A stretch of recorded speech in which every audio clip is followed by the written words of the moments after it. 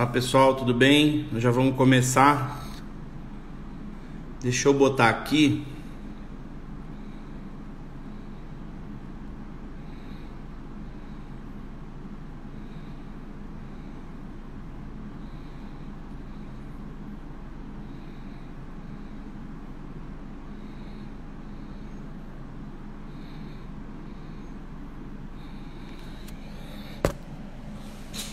Vamos lá, gente. Boa noite, tudo bem aí? Todo mundo tá me ouvindo bem?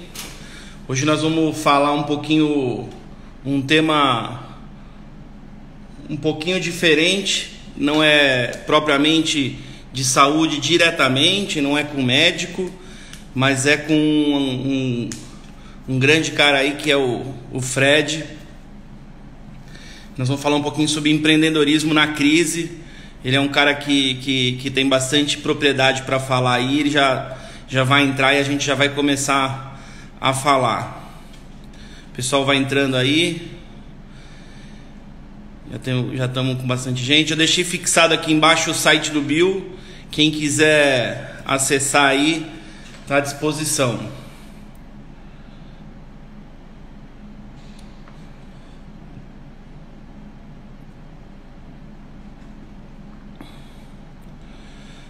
Vamos aí, já estamos esperando aqui o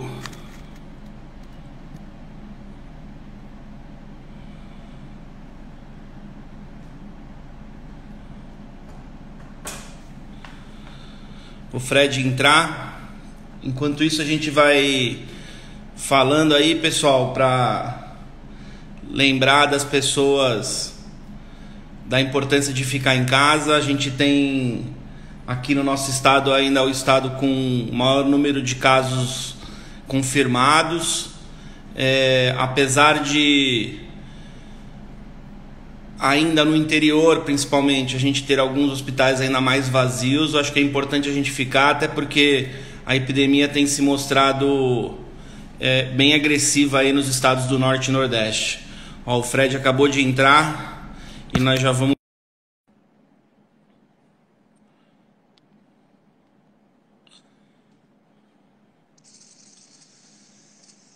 E aí, Fred, tudo bem? Fala, doutor Carlos, tranquilo? Tudo bom? Bom, e você, cara? Tudo bem. Aí, gente, estamos com o Fred já aí. Então, como eu falei para vocês, o Fred é um amigo aqui de Ribeirão. A gente fez MBA junto, em administração. O Fred é Fred Fernandes, tem mestrado em administração pela USP, empreendedor, criador do projeto Engata e Vai. E a gente vai conversar um pouquinho sobre empreendedorismo na crise, né? E também fora da crise. Eu acho que é um momento propício para a gente conversar. Dá seu boa noite aí, Fred, pro pessoal.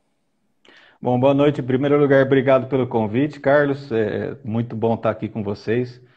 Boa noite a todo o pessoal que está curtindo a gente aí. Espero que a gente possa levar um pouquinho, um tijolinho para construir alguma coisa melhor para cada um de vocês aí. Isso é legal. Tem o pessoal que quiser mandar pergunta, que nem nas outras, pode mandar aí, a gente vai perguntando, e vai conversando um pouquinho com o Fred do que ele tem para passar para nós, que é bem importante. Eu estava falando um pouquinho aqui, Fred, antes de você entrar, Hum. que o momento ainda é o momento de permanecer em casa quem puder, né? É um momento de difícil decisão, porque começa a apertar as contas, né? E quem é empreendedor sabe como que isso aperta, começa a apertar. Aqui na empresa não é diferente. A gente está aí 40 dias em home office, 40 dias que as coisas não andam da forma como a gente esperava. O que você acha aí da situação aí dos microempreendedores e dos pequenos agora aí na crise, cara? Como que você acha que vai acontecer isso? Então, Carlos, é complicado porque quando a gente fala de micro e pequeno empreendedor, a gente está falando de gente que não tem aquela gordurinha para queimar, né? O cara não tem reservas e, assim, ele vive de mês a mês, né? Recebendo e pagando as contas e a maioria dos micro e pequenos, ainda que sejam formais, tem muita gente que ainda mistura as finanças, né? Entre casa e trabalho, família e trabalho, então isso complica mais ainda a situação.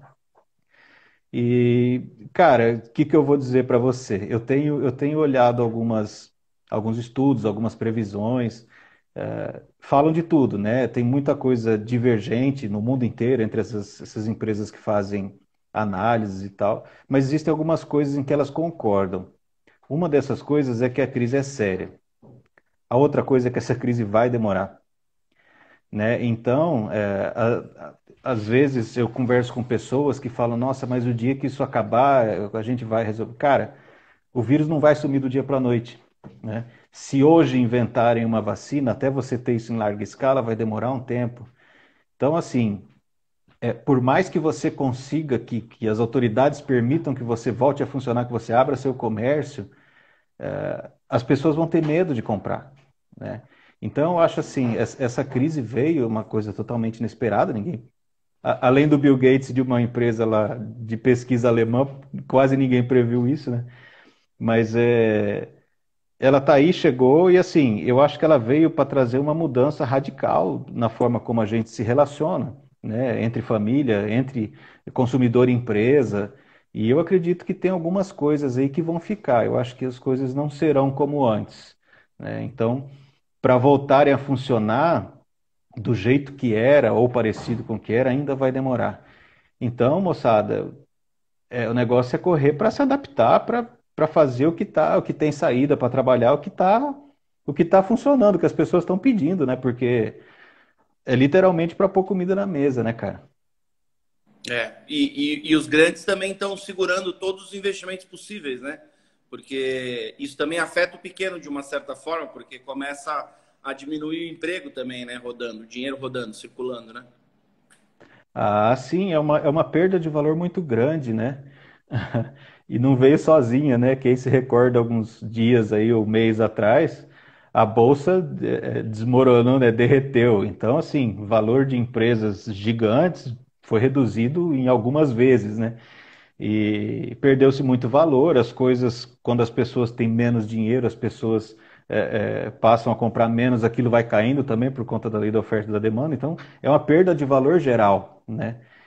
E uma perda de poder aquisitivo também das famílias, né? E que nem você falou, quem tem bala na agulha vai segurar, né? Quem tem uma gordurinha vai segurar, porque são tempos de incerteza, né? A gente tem grande número de desempregados, eu acredito que vai aumentar, infelizmente esse número vai aumentar. Então, assim, é uma situação séria que a gente, claro, tem que cobrar do governo por tudo que a gente contribui, né, de recursos para o governo, mas a gente tem que fazer a nossa parte também. As pessoas têm que correr para conseguir pôr a casa em ordem, né? É verdade. E como é que você acha, assim, como você mesmo disse, a questão, a gente precisa fazer com que as coisas mudem, a gente tem que se reinventar, na verdade, é isso, né? A gente precisa buscar o que tem de oferta hoje, de demanda, né? Na verdade, de demanda para que você dê a oferta que as pessoas esperam. E como que você acha que esse cenário vai se desenvolver agora? É, Você acha que vai ter alguma corrida, alguma coisa mais tranquila? O que você. Porque tá muito nebuloso ainda, né? Se volta, se não volta. Eu acredito que nem você. Eu acredito que as coisas vão voltar e aí vão ter que retornar de novo e depois vão voltar e vão ter que retornar. Eu vi até agora, eu estava conversando com o pessoal lá de Santa Catarina.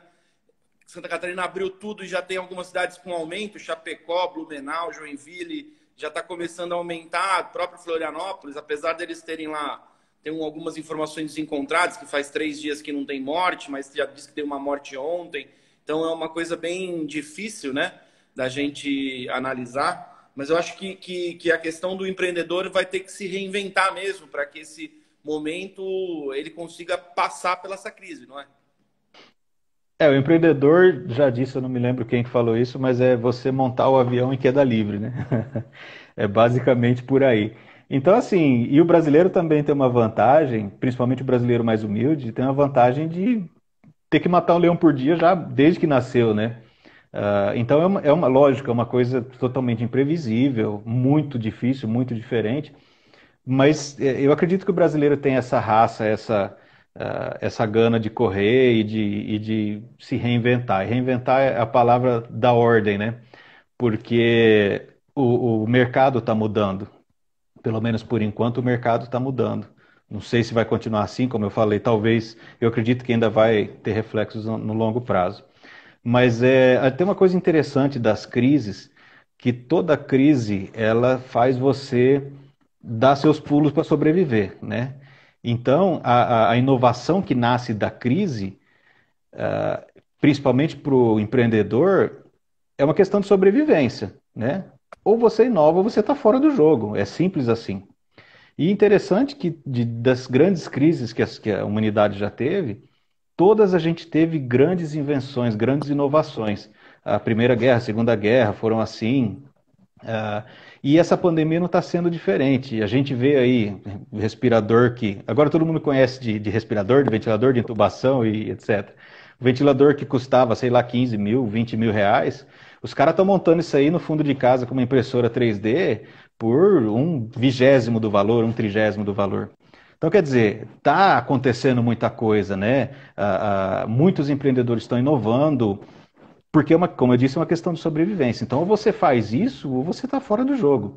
A gente vê muita gente pesquisando ao mesmo tempo, muita coisa legal saindo. A gente teve doações, que eu achei uma coisa fantástica, eu estava até vendo ontem.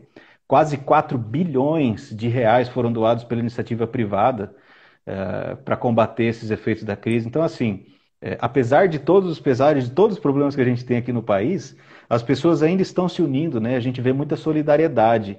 E eu acho que é o caminho. Talvez, sei lá, filosofando um pouco aqui, mas talvez a sociedade poderia se aproveitar dessa questão de solidariedade, dessa intimidade, ainda que distante, né? Que é uma coisa interessante. Mas tem muita inovação, muita coisa bacana nascendo e tem muita coisa que vai precisar nascer porque eu converso muito com micro e pequenos empreendedores, né? Eu tenho projetos de consultoria, eu tenho o Engativai que eu compartilho informação para esse pessoal, enfim. E tem muitas iniciativas que a gente está fazendo também para ajudar, para promover. E tem muita gente dando os pulos já, o cara que fazia um bem que hoje é considerado supérfluo, o cara se reinventou, pá, deu os pulos dele. Hoje está fazendo máscara, você entendeu? Porque hoje está tendo demanda de máscara. Mas amanhã não vai mais ter demanda de máscara, então ele vai ter que buscar outra coisa para poder continuar girando, né? Então é assim, infelizmente é assim, mas é característica do empreendedorismo. Alguns escolhem, né? O empreendedorismo por necessidade, mas muita gente não escolhe, que é não tenho o que fazer, preciso pôr comida em casa, vou empreender. Mas para qualquer um deles, a inovação é fundamental, até para as empresas grandes, evidentemente. Eu vivo aí nos últimos 5 anos nesse meio de inovação, até pelo nascimento da Bio, né? A Bio nasceu Uhum, nesse movimento de inovação como startup, e aí a gente acabou se envolvendo muito com esse mundo da inovação, com startups, uhum, com Parque Tecnológico aqui, o Supera, e outros hubs de inovação aí que tem no Brasil. E a gente uhum. percebe que aqui no Brasil, como você disse, assim, o brasileiro, por natureza, ele já é um cara, ele é um cara empreendedor, né? Ele não é um cara que fica acostumado, a gente vê aí acomodado normalmente, né? O cara que busca, vai atrás, inventa, corre, monta alguma coisa. E como que você acha que esse espírito inovador e essas startups elas vão conseguir? Você acha que elas vão conseguir, vão ser importantes para esse momento ou não? O que você acha? Cara, eu acho duas coisas com relação a startups.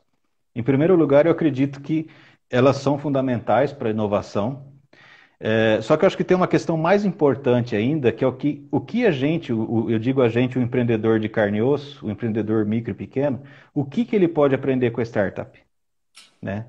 Porque a startup é uma coisa interessante, né? É uma empresa que tem pouco tempo, pouco dinheiro, e ela tem que fazer o negócio funcionar, né? E é um modelo de negócio, aliás, é um modelo de construção de modelo de negócio muito interessante, porque você começa querendo resolver um problema, né? Não começa com produto na cabeça. E esse acho que é o grande diferencial que vai separar quem fica no mercado e quem não fica, principalmente hoje. Para explicar para o pessoal que não está muito familiarizado com isso. A construção do negócio básico, tradicional, é o seguinte: eu gasto tempo, gasto dinheiro, faço um produto ou serviço e ponho ele no mercado. Depois que eu coloquei ele no mercado, é que eu vou descobrir se vai ter gente que vai querer comprar ele ou não. Por mais absurdo que seja, é assim que funciona. Então, o que, que as startups fazem? Aí, até uma ideia, se alguém quiser buscar alguma coisa depois, do Steve Blank, é um cara que começou com esse conceito, é professor de Stanford. Ele fala do desenvolvimento do consumidor. Ele fala assim, falou, cara, por que, que a gente não faz o contrário? Eu vou no mercado, vejo o que, que o mercado tem de dor, de necessidade, eu vou criar um produto ou serviço para aquela necessidade. Então, em tese, eu começo o meu negócio já com clientes, com gente que sabe que aquele produto vai satisfazer as necessidades deles. E satisfazer necessidade é a palavra de ordem hoje. Por quê? Como você mesmo estava dizendo e a gente comentou aqui, quem tem dinheiro está guardando. Vai cair o poder aquisitivo. Então, meu amigo, você tem que comprar o essencial, né? Você tem que consumir o essencial para você sobreviver. E o que, que é essencial? Então vamos lá conversar no mercado, né? Para a gente descobrir o que, que o mercado considera essencial, para eu desenvolver o meu produto ou serviço para o mercado. Muita gente já caiu de cabeça no delivery, por quê? Porque já percebeu a dor, o que, que é a dor? Eu quero comer, né? Eu quero, às vezes, fazer uma compra no supermercado e eu sou do grupo de risco, eu não quero correr o risco de pegar o vírus, eu vou pagar uma comissão para alguém ir lá comprar e trazer para mim, né? Então, muitos empreendedores já se adaptaram a isso. E é por aí, cara. É ir buscar na sociedade o que, que tem de dor, de necessidade, e a partir disso criar um produto, um serviço que vai resolver aquilo. E como a gente fala na startup, né? Eu estou vendo os post-its atrás de você aí, né? O pessoal que usa o Canvas. Ó, Canvas, outra coisa legal para vocês procurarem também é que ele condensa toda essa história do desenvolvimento do consumidor que eu falei, e ele é uma representação gráfica do modelo de negócio bem bacana. O Canvas, você tem 9 quadrinhos ali que você vai colocar quais são os itens do seu negócio. E como vocês estão vendo atrás do Carlão ali, é post-it. E é post-it por quê? Porque você não pode escrever no Canvas de lápis ou de caneta ou de qualquer forma que seja. É uma questão fundamental. O Canvas é dinâmico, assim como o seu modelo de negócio é dinâmico. Então, se você está vendendo máscara hoje e amanhã você percebe que não está mais rolando máscara, as pessoas não querem mais máscara, meu amigo, dá seus pulos e começa a trabalhar alguma coisa que vá ter demanda. E para complementar com relação às startups, você falou que elas poderiam contribuir. As startups, justamente por ter esse desespero de querer dar certo, essa corrida contra o tempo, de MVP, de validar, pivotar, essa loucura toda, ah, ela tem uma resiliência muito bacana, né? A você bater com a cara no muro. Então não deu certo. Beleza, sem choro, sem sofrimento, sem vaidade, eu vou atrás de outra coisa. E elas têm justamente por isso, e por elas terem essa cultura de poder errar, é que nasce muita inovação das startups. E as empresas grandes, ao contrário das startups, elas são engessadas, né? Para você comprar uma caneta numa empresa grande, você tem que pedir autorização para 5 caras. E na startup não, você precisa de uma caneta, você não vai pedir para ninguém. Você vai lá, compra a caneta, põe ali, depois a gente acerta e vamos embora e vamos rolando. Então, a vantagem das startups frente às grandes empresas é justamente essa flexibilidade, né, de poder correr, de ser ágil, né, de responder ágil ao mercado, de forma ágil ao mercado. E o que está acontecendo? Muita empresa grande está comprando startup. Por quê? Porque não consegue concorrer, né? Então, sem dúvida, as startups vão contribuir, já estão, aliás, contribuindo, tem muita coisa bacana saindo aí de benefício da sociedade. Inclusive essa questão a gente estava falando de inovação da telemedicina, pô. Até ontem, vai, não vai, aquela enrolação. Cara, agora precisa, é uma necessidade, ponto, acabou. Então, assim, a necessidade é a mãe da inovação, né? Ela vai gerando essa inovação e provavelmente muita coisa que está rolando vai ser sem volta, né? Não, com certeza. E até a questão da telemedicina que você falou é uma questão que a gente tem agora o dia a dia. E as pessoas, a gente percebe agora que o usuário, agora ele quer a telemedicina, né? Porque ele gostou e acha que foi bom. E realmente é bom para o usuário. Eu até estava, uma coisa que você comentou aí que é interessante, eu posso contar uma experiência própria, porque eu fiz faculdade de medicina e quando você faz faculdade de medicina, você é doutrinado, quase que ordenado a não errar, né? Então, Uhum. desde o primeiro ano da faculdade é inadmissível o erro, né? Assim, por quê? Porque normalmente quando o médico erra, ele não tem a segunda chance, né? Muitas vezes. Que é uma mentira, porque todo mundo erra, não tem jeito, né? Assim, é uma questão de você diminuir o erro ou aumentar o acerto. Eu acho que é mais aumentar o acerto do que diminuir o erro, porque quanto mais você é melhor no que você faz e mais você busca informação. E nesse mundo das startups e de inovação, eu aprendi muito com isso. Assim, eu tive um conflito muito grande no começo, porque eles colocavam, eu esperava, eu queria que o produto tivesse pronto para ir para o teste. E não, né? É assim, testa na hora. Fizemos uma É, coisa, testa. Deu errado, volta. Porque daí você não perde tempo lá no final. Você não faz tudo para depois começar de novo. É bem o que você falou, é muito dinâmico. é. Fez testa, deu certo, continua, fez testa, deu errado, volta para trás. E isso um ponto interessante, né? Que você falou, e que é justamente isso que a gente percebe. Né? E você falou de uma outra questão aí das grandes empresas que hoje vem pegando as startups e vem englobando as startups no seu dia a dia para que elas ganhem agilidade e elas consigam melhorar os seus processos, resolver os seus problemas. Né? A gente aqui também recebeu investimento de uma empresa grande no meio do ano passado, e a gente vem percebendo que é justamente isso, mas tem uma outra dificuldade que a gente vem sentindo na pele também, que é a empresa grande às vezes não entende, ela não consegue se adaptar à rapidez da startup, né?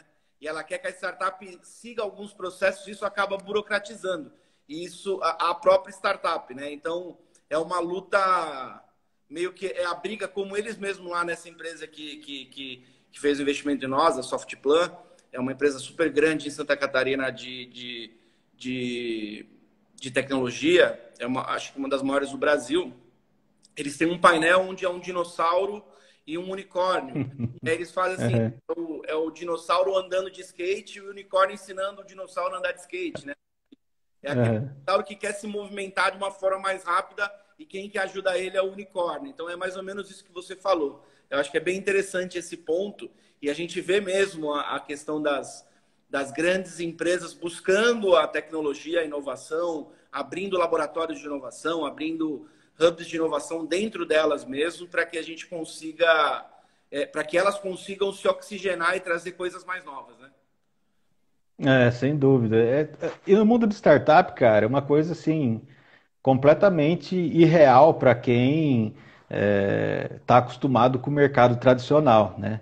Se você falar que você tem uma empresa aí que já está, sei lá, 6 anos, 7 anos, estou chutando, não me recordo o tempo, 6 anos, 7 anos rodando e está dando prejuízo todo esse tempo, você fala, cara, jamais eu vou investir nisso. Porra, é Uber. O WhatsApp, os caras não têm um imóvel, vale não sei quantos bi. Então, assim, oi? A Netshoes foi vendida e dava prejuízo. Exato, é uma coisa muito louca, né? As métricas de valuation, de avaliação de empresa para startup são uma coisa assim completamente diferente do tradicional, de você avaliar fluxo de caixa descontado, VPL, parará. É outra coisa, né? É outra mentalidade. Muitas vezes o valor da tua startup ele é grande porque você tem um grande fluxo, uma grande base de clientes, ainda que eles não consumam muito, ou você tem um aplicativo ou um sistema em que muita gente usa, ainda que seja de graça. É muito interessante isso, né? E as empresas, assim, que nem você estava falando, se você pega um investidor tradicional para investir nessa startup, se o cara não abrir a cabeça, não vai dar certo, né? Tanto é que a gente pega os exemplos de fora aí, que agora também está chegando no Brasil, embora com um pouco de dificuldade, porque aqui a gente tem o Brasil não é para amadores, né? A gente tem uma burocracia aqui terrível, né? E com relação ao investimento, por exemplo, no Brasil, você ainda tem dificuldade para conseguir investimento anjo, né? Para o cara poder dar a grana para a empresa que não é nada ainda, que é dois moleques numa garagem maluco ali bolando um negócio legal, chega um cara que quer dar uma grana e ele fala, bem, e aí? Não, eu vou participar da empresa. Tá, mas aí a empresa dá errado, ele vai responder também, É, né? Porque ele virou sócio. Então, quer dizer, a gente tem muita coisa ainda que falta trazer para a nossa legislação para estimular isso, né? Talvez fosse a hora É difícil contar com o povo lá de cima, né? Mas talvez fosse a hora de agilizar coisas dessa natureza, né? De você permitir isso. Os venture capitalists são os caras que têm a grana, a bala na agulha para investir na empresa. Aqui eles não têm a facilidade que eles têm lá fora. Enfim, é uma série de questões, né? Que os advogados, os bons advogados aqui, acabam fazendo um cambiocozinho, uma gambiarra aqui, ali, um contratinho assim, assado, tal, não previsto em lei, mas não proibido por lei, para poder ir tocando a coisa. Mas falta alguma regulação, ou talvez uma desregulação do mercado, né? É, você falou uma coisa que é interessante, essa questão das empresas que elas têm um capital diferente, e aí falou a questão de dados, né? E eu acho que é bem isso. E eu acho que nesse momento da crise, o dado cada vez fica mais importante, né? Porque você tendo o dado e tendo como a pessoa se comporta, como o seu cliente, ou seu possível cliente, ou seu mercado se comporta, quanto mais você conhecer, mais você vai ter conhecimento, maior o seu conhecimento sobre o que ele precisa, para que você oferte, né? E eu acho que é isso. Então, eu acho que o dado cada vez mais fica mais importante, né?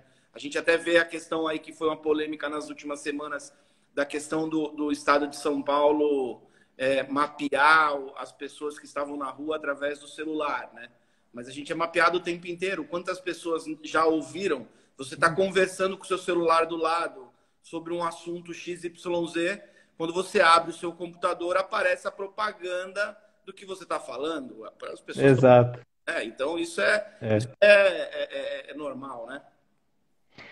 Então, eu comentei isso com esses tempos atrás aí com algumas pessoas. Não, mas o fulano tá, porque agora tá tudo politizado, né? O fulano tá vendo onde a gente vai, onde a gente não vai. E eu falei, cara, dá uma olhada qualquer hora no teu histórico do Google. Tem uma reportagem bacana da BBC, de alguns anos atrás já, que os caras fizeram um teste. Eles circularam pela cidade, acho que com 3 celulares. Um normal, um sem um desligado, e um sem bateria. Né? Todos os três, um outro mais, outro menos, mas todos os três chegaram a transmitir dados da localização por onde essa pessoa passou quando eles foram ligados depois. Então, quer dizer, a gente está monitorado 24 horas por todo mundo. O Big Brother é real. E a coisa mais louca disso é que você autorizou isso, né? Não foi eles que invadiram, você autorizou. Quando você clica naquela caixinha lá, fala concordo com os termos, acabou, meu amigo, tá tudo ali. Inclusive, isso trouxe uma regulamentação muito forte, principalmente na Europa, né, com relação a esse marco legal de dados, de proteção de dados que está sendo aplicado no mundo inteiro. É uma coisa bacana, uma coisa válida. Mas vai outra dicasinha aí, aproveitar a quarentena que estão coçando em casa, né, à toa. Termos e condições se aplicam, chama o nome do documentário, é Terms and Conditions May Apply. Ele conta a história da evolução do que está naquele eu concordo, né? E conta algumas histórias assim. A coisa é de enlouquecer, cara, é surpreendente. Também já tem alguns anos, né? E só para dar um gostinho, uma coisa louca que acontece, um rapaz conversando com os amigos, o cara era inglês, estava conversando com os amigos pelo Twitter, falando não, eu vou ir para Nova York, eu vou detonar Nova York, eu vou arrebentar porque a gente vai festar e não sei o quê, blá, blá, blá. E foi embora, pegou o avião, chegou no aeroporto, os caras puxaram ele pro lado da fila, levaram para uma salinha e falaram: que história é essa de você detonar Nova York? Cara, era um tweet que o cara fez, cara. Olha que coisa louca. Então, assim, a gente já está sendo monitorado há muito tempo, né? E por que a gente permite? E eu acho, honestamente, né? Você quer ter um e-mail gratuito? Então, é a troca que a gente faz, né? Eu quero usar o software gratuito. Você tem que dar algo. Aliás, não existe almoço grátis, né? Ninguém dá nada de graça. Então, ou o cara quer ter o contato, ele quer ter o relacionamento. Não é condenável isso, é uma transação, né? Você me fornece uma coisinha, eu te forneço outra coisinha, a gente empata. Então, a gente fornece os dados para todo lugar que você vai, você mesmo fornece os dados, você permite. Então, você tem opção, ou você mora longe do mundo virtual, que hoje em dia é muito difícil, né? Principalmente para as pessoas mais jovens, ou você acaba tendo que ceder, né? Mas é difícil. Meio que você falou, né? Eu tenho o Google, claro, o Google Maps, e aí várias vezes você está num lugar e ele, quando você entra no carro, ele avisa você, ó, você está a tantos minutos da sua casa. Quantas vezes? Várias vezes, quase todas as vezes que eu É. entro, no carro ele avisa, ó, você está tantos minutos da sua casa. E Aham. é meio maluco isso, mas acho que eu, sinceramente, assim, a gente trabalha com dados, claro, de saúde, para que a gente consiga melhorar a saúde das pessoas e consiga ajudar essas pessoas de forma remota e rápido. A gente faz o quê? A gente transfere os dados para que os profissionais atuem em cima dessas pessoas. Então, eu acho que a gente pode também ter isso como um benefício. Eu acho que isso são coisas boas, né? Eu lembro, assim, acho que a gente tem mais ou menos a mesma idade, né, Fred? Mas eu ia para São Paulo, eu tinha aquele guia que você ficava assim, para procurar, né? Era aquela loucura, aquele guia que É, massa, assim. Todo taxista tinha em São Paulo, né? tinha O um cara monte de rua com nome igual. P24, aí o cara 500 páginas para frente, aí ficava buscando. E hoje não, você põe no Waze, põe no Google Maps. Guia quatro rodas. Não é da minha época, mas eu ouvi falar, viu, Carlos? Era Guia quatro rodas que chamava. Tá certo, tá certo, Fred, tá certo. Deixa eu te falar uma coisa. Hum. O que você acha que essa crise vai trazer de maior oportunidade ainda, assim, para nós? Olha, de oportunidade com relação à sociedade, eu acho que é uma forma da gente repensar nossas relações, repensar os valores que a gente dava para as pessoas, né, porque agora a gente está afastado do contato e a gente começa a dar valor quando a gente está distante ou quando a gente perde, né? Então, eu acredito que é uma forma de você repensar isso. Você acha que vai diminuir, Cortou. você acha que vai diminuir o consumismo? Eu acho que as pessoas já estão pensando duas vezes, né, cara? Por isso que eu estava comentando, se você hoje vende alguma coisa que é considerada supérfluo, cara, se bem que é uma coisa interessante, né? O que que é supérfluo hoje, né? É uma coisa interessante. E o mercado faz umas movimentações bem estranhas. É, esses dias eu estava falando de uma empresa de um parente nosso que ele vende material de construção. Eu falei, poxa, como é que, cara, não, ele está vendendo um monte. Eu falei, mas como é que pode?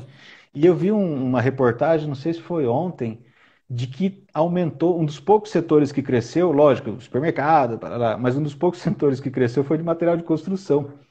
Cara, quem vai querer comprar material de construção numa pandemia? E aí, acredita-se, né, os caras que estão pesquisando isso, que as pessoas estão em casa à toa, estão começando a fazer pequenas reformas em casa, né? Melhorar uma coisinha aqui, uma coisinha ali. Então, Melhorando, assim, já está mudando.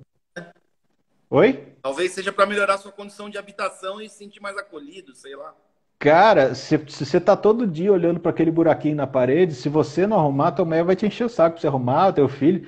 Cara, e aquele buraquinho? Pô, você tá em casa, né? Aquele buraquinho, ó, você mas podia trocar isso aqui. Quer dizer, é que a gente não parava em casa, né, cara? Ninguém mais parava em casa, né? Ah, eu ia em casa para dormir, acordava e ia embora, comia na rua. Hoje em dia tem muita gente em casa, então você começa a perceber essas coisas, né? Sei lá, talvez vender mais televisão, sofá, cama.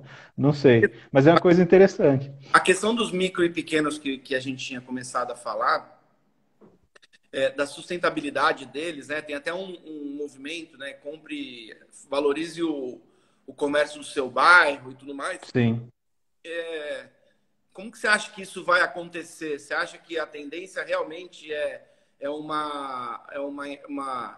as grandes corporações englobarem esses pequenos, e aí, por exemplo, que nem acabar os mercadinhos de bairro, acabar as padarias, até que assim, aqui em Ribeirão, eu estou aqui há 6 anos, esse é o 7º ano que eu moro aqui, e tem uma característica bem diferente de São Paulo e de Santos, que foi onde eu... Aqui quase não tem padaria, né? Os postos de gasolina já englobaram isso, né? A questão Padoca. a questão do Ipiranga tem, né? Lá no vai no Ipiranga que tem, né? Não tem essa Aham. brincadeira, e é justamente isso. Acho que englobou muito. Que em São Paulo tem bastante. O que você acha dessa questão do valorização do comércio local, do comércio do seu bairro? Cara, eu acredito que o comércio de bairro é muito forte. Algumas coisas que você precisa para o dia a dia, mais práticas, você acaba comprando perto da tua casa. Eu falo assim, eu moro aqui na Lagoinha, você andou uma quadra, você já tem tudo. Você tem mercado, padaria, farmácia, e todos os bairros praticamente hoje estão assim, né? Tanto é importante, tanto é forte essa relação de bairro, que questão de um ano atrás para cá, as grandes players do mercado começaram a trabalhar em bairro. Você começou a ter, por exemplo, o Carrefour Bairro, o Pão de Açúcar Minuto, quem mais? Acho que o Extra Próprio tem dia. o próprio dia, exato. Então, o que que você tem? São lojinhas menores, pequenininhas, no bairro, né? Então, quando você faz uma loja menor, que tem menos funcionários, menos produtos, as pessoas começam a frequentar, você consegue fazer aquilo que toda empresa sonha em fazer, que é o CRM, né? O Customer Relationship Management, ou seja, a gestão da relação com o consumidor. Da minha época também, mas eu ouvi falar, eu sou do interiorzinho de São Paulo, e lá a gente tinha as vendinhas, né? Tem bastante em Minas ainda. Então, o que que era a venda, para quem não conhece, nasceu nesse século? A venda era um botequinho que vendia de tudo. Então, você tinha arroz a granel, feijão a granel, você ia com a canequinha servia e pesava, tinha aquelas balanças vermelhas bonitas, assim, tudo cromado e tal. Até o ovo colorido. O ovo colorido, o sorvete quente, que era aquele de Maria Mole, tudo isso aí. Então, o cara lá, o dono da vendinha, ele conhecia você, teu pai, tua mãe, tua família, ele sabia o que você consumia, né? Ele chamava pelo nome, ele perguntava, você não levou tal coisa, você não quer levar isso hoje? Então, o CRM perfeito, a gestão de relacionamento perfeita com o consumidor, né? Que você conseguia ter essa intimidade, essa relação. Os pequenos negócios conseguem fazer isso, né? E eu acho que um grande diferencial dos bairros é justamente isso. Por quê? Porque você tem uh, uma empresa pequenininha, que o cara te conhece, que você é bem tratado, né? Que ele sabe se você gosta de levar para o carro a sacola dele, ou que pergunta do teu filho, que joga uma conversa fora. As empresas grandes não conseguem fazer isso. Então, cara, isso é um tremendo diferencial para o pequenininho. O pequenininho tem que aproveitar agora, né? Se ele já fez a lição de casa antes e sabe quem é o cliente e como é que o cliente consome, agora é hora de aproveitar esse mercado consumidor e de atingir essas pessoas de uma maneira que o grandão não vai conseguir chegar, né? E eu acredito, além disso tudo, eu acredito e falo para as pessoas, fortaleça o comércio do seu bairro, compre na padaria da esquina, no mercadinho, vamos nos ajudar, né? Comprar do pequeno, comprar do teu bairro, porque como a gente falou desde o começo ali, o pequeno não tem gordura, né? Ele não tem reservas e é o primeiro que vai perecer nessa crise. E detalhe, 99% das empresas do Brasil são micro e pequenas. Respondem por mais de 60 ou 70% dos empregos. Cara, é muita coisa, é muita gente. É a base da economia. Então, eu acho fundamental, fundamental fortalecer esse comérciozinho de bairro. Isso é um ponto importante. Até você estava falando da questão de mudança, eu vou voltar um pouquinho aqui. Até essa questão de você trazer para mais próximo, que é o movimento dessas empresas maiores de meio que se tornar do bairro, né? Eu estava lendo uma reportagem ontem da Boali, a rede de fast food de saladas, né? Que tem até Uhum. nos shoppings tem bastante, né? Que eles caíram muito o movimento, como todo o comércio de shopping, principalmente. E Sim, eles estão montando agora quiosques dentro dos condomínios, com comida saudável. Então, que legal. o próprio dono da franquia, mais próxima daqueles condomínios, ele que abastece esses condomínios. E aí as pessoas compram através da máquina de fast food lá com o cartão e puxam, mas todo dia tem a sua. Todo dia tem a sua salada nova. Então, assim, as pessoas estão se reinventando. Até o comércio grande também tem que se reinventar. E tem que chegar mais próximo do seu usuário, né? Ah, claro, é o que a gente falou, né?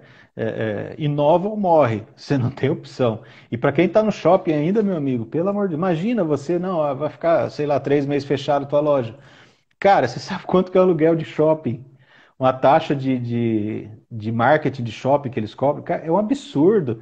Então, assim, não tem como. Eu estava vendo ontem, se eu não me engano, o Caíto Maia, sabe o cara lá da Chili Beans, né? Uhum. Cara, 99% das lojas do cara são em shopping. E o que que ele está fazendo? Ele teve uma iniciativa muito bacana. Ele falou, ele cadastrou os funcionários dele numa plataforma e ele fornece o contato dos clientes. Então, os funcionários vão atrás dos clientes ou eles mesmos vão prospectando, fazem a venda para o cliente, de uma plataforma digital, o cliente recebe o produto em casa e eles ganham uma comissão. Muita gente está fazendo esse modelo. Se eu não me engano, o Magazine Luiza está fazendo isso também. E é uma forma de se reinventar, não tem jeito, né? E talvez se não tivesse essa situação, o cara lá da comida saudável jamais ia ter pensado de entrar num condomínio. E pode ser que esse modelo de negócio dê super certo e seja muito melhor do que ficar no shopping. E quando passar tudo isso, o cara fala, não quero mais shopping, quero condomínio. Quer dizer, então muita coisa pode nascer disso, né? Muita coisa pode mudar. Que são as oportunidades que a crise gera, né? Que é bem isso que você falou. A questão das oportunidades que vão gerar. Ô Fred, conta um pouquinho pra gente sobre o Engate Vai. O Engativai é um projeto que eu trabalho já há algum tempinho, basicamente de compartilhamento de informação, curadoria de notícias para o micro e pequeno empreendedor, né? A gente tem alguns grupinhos, e eu participo também como voluntário de alguns projetos sociais de capacitação de empreendedores de baixa renda, e todos esses espaços, esses lugares eu deixo meus contatos.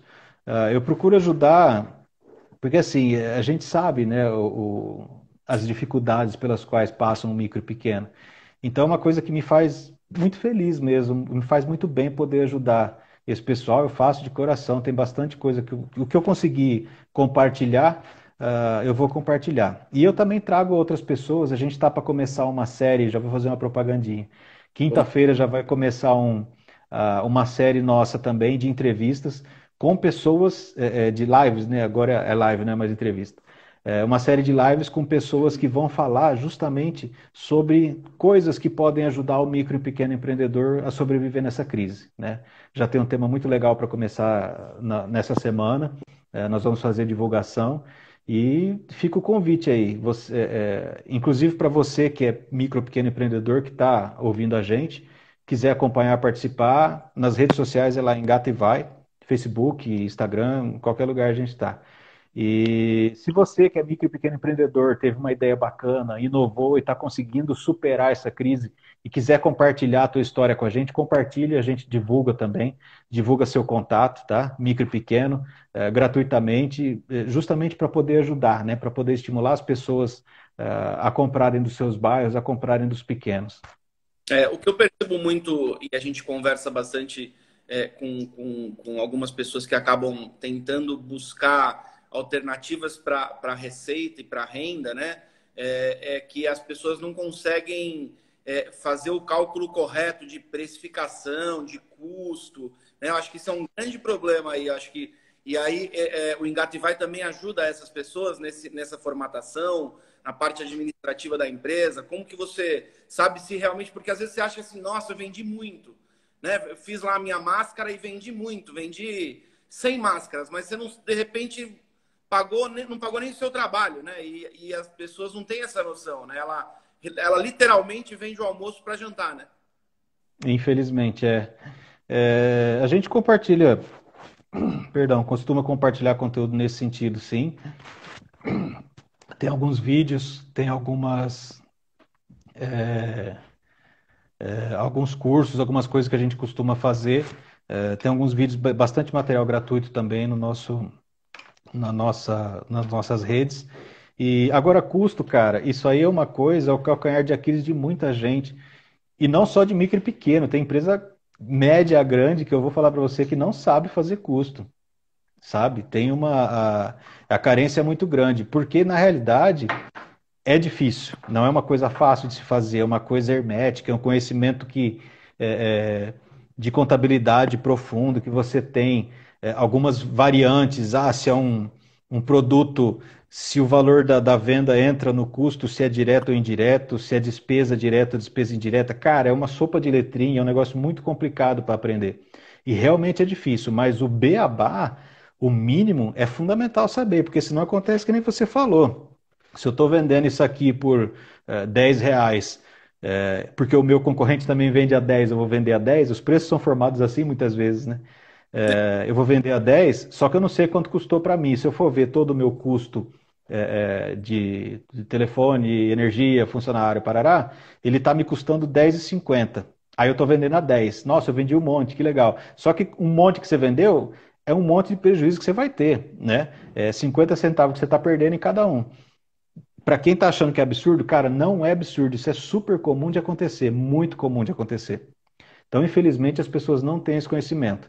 E um dos caras, inclusive, que a gente está querendo trazer, ele trabalha com uma startup fantástica também, que lida justamente com essa questão de custos. Vamos ver se ele consegue marcar um tempinho para vir falar com a gente também nas nossas redes ali, nessas lives, justamente sobre custo para micro e pequeno, porque isso aí acaba com qualquer um. Ele acaba com o teu capital de giro, né? E capital de giro é o oxigênio da empresa. Sem capital de giro não vai. É isso aí. Ô Fred, a gente está chegando no final. Qual que é teu recado final aí pro pessoal? Bom, meu recado, se você é empreendedor, você está empreendendo, ou se você quer empreender, você está assustado com essa crise, com essa história do vírus, ah, cara, aceita. Não adianta reclamar, espernear, brigar, porque logo na minha vez. Aceita, supera e entregue valor. O fundamental para você conseguir vender nessa crise é entregar valor para o teu cliente. E o que é valor? Depende. Valor para o Carlão é uma coisa, valor para mim é outra coisa. Os conceitos de valor são diferentes. Então você tem que identificar no teu cliente o que ele considera valor e entregar aquele valor. Se você entrega valor para o teu cliente, como eu disse antes, resolvendo um problema, uma dor desse teu cliente, você sempre vai ter cliente, você sempre vai ter mercado. Aquele cara que vende o que ele quer porque ele quer vender, ele vai começar a perder mercado. E agora mais que nunca. Então, entregue valor, descubra o que o seu cliente quer, conheça o seu consumidor, converse com o seu consumidor, vá atrás do que ele quer, do que ele precisa, necessidade, entregue aquilo para ele. Entregue valor que você vai continuar no mercado. Isso aí, Fred. Pô, obrigado. Agradeço. E assim, para quem acha que o que a gente está falando aqui não é saúde sim, porque além de saúde mental, é saúde, a saúde financeira atravessa a nossa saúde e isso ajuda a gente a ter saúde. Isso é uma coisa importantíssima. E eu só tenho a agradecer aí você, Fred, por essa ajuda, por esse tempo que dedicou a gente aqui. Já deu quase 50 minutos que a gente está conversando. Passou super rápido, isso é bom. E eu queria deixar um recado também aqui, que é para complementar tudo isso que você falou e tudo que a gente conversou hoje. Para quem puder ainda ficar em casa, ainda é a melhor solução. Só para vocês terem uma ideia aí, para quem está ouvindo, a gente demorou 40 dias para chegar nas primeiras 1.000 mortes. Na segunda, nas 2.000 mortes, a gente demorou 7 dias. Com 3.000 mortes, a gente demorou 5. E para chegar na quarta, a gente só demorou 3.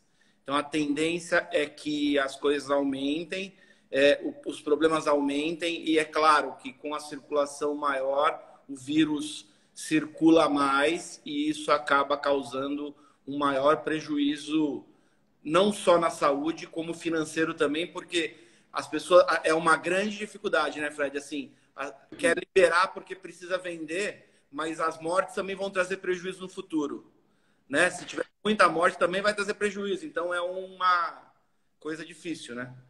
E tem inclusive estudos já realizados com histórico de pandemias anteriores, de que as cidades que conseguiram reduzir o número o impacto das mortes foram as cidades que mais rápido se recuperaram depois da pandemia, né, economicamente falando.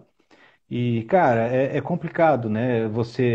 E eu acho que não é uma coisa de se colocar na balança, né? A economia ou vida. Eu acho que existem formas de você conseguir trabalhar as duas coisas de maneiras sensatas, né? É bom senso, é ciência, né? A gente precisa muito da Isso. ciência hoje e tem que acreditar na ciência.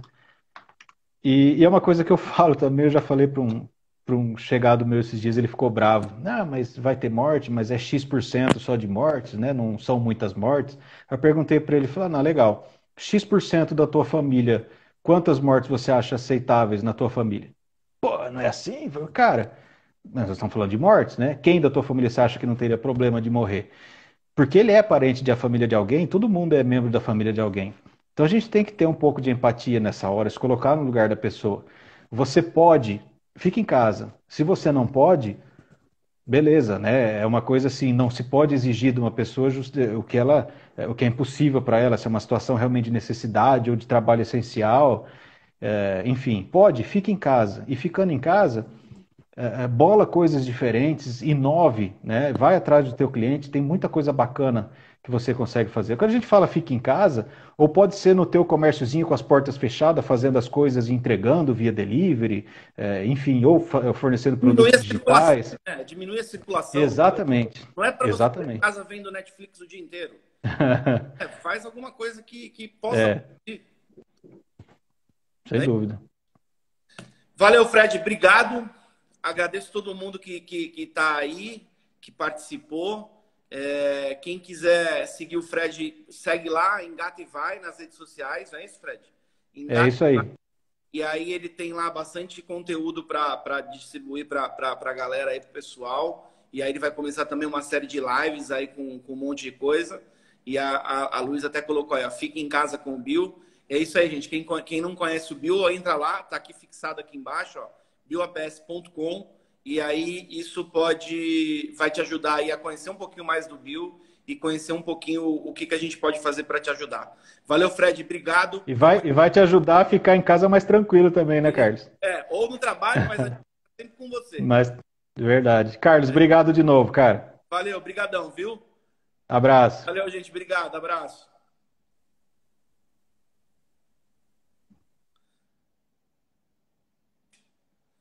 Valeu, gente. Obrigado por mais essa.